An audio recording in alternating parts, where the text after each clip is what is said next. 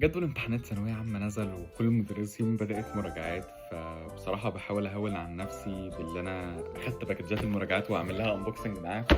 إحنا هنبتدي النهارده بأول مستر سلِّمنا باكج المراجعات مستر كريم حسان، باخد معاه English، فتعالوا نفتحها بقى سوا. باحاول أعمل أي حاجة تهوّن عليّا.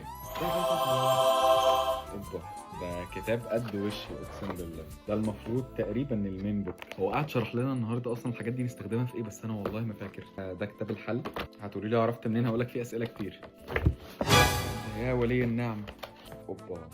ده الكتاب التاني. هو برضه قال لنا ده بتاع إيه، بس أنا مش فاكر برضه والله.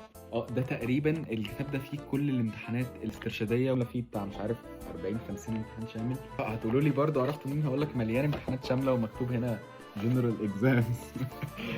ده تاني كتاب. أنتم متخيلين ده كده حجم الكتب اللي هنحلها بس في إيه، كام شهر بتوع الرجعة. أوبا! أهي دي الحاجات بقى اللي أنا باحبها. to do list.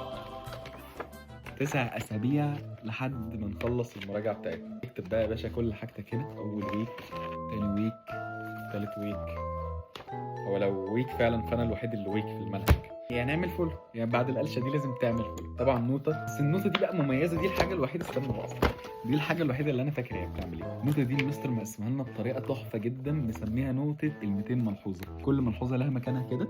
بتعمل إيه بقى المستر، كل مرة بيديك كام ملحوظة بتبدأ تكتبهم. هاكتب نوت 1، نوت 2، نوت 3. هو ادانا 23 ملحوظة، دول بقى إيه، ملخصين فيهم المنهج كله بالتراكمي بالskills بتاعتك، بدل ما يمسك المنهج حتة حتة يشرحه بالطريقة التقليدية. هو مقسمه لك على 200 وكام ملحوظة، على 207 ملحوظة. الله عليك يا كريم يا حسان يا جامد. دي الحاجات اللي أنا باستناها في باكج أي مدرس. الاستيكرات.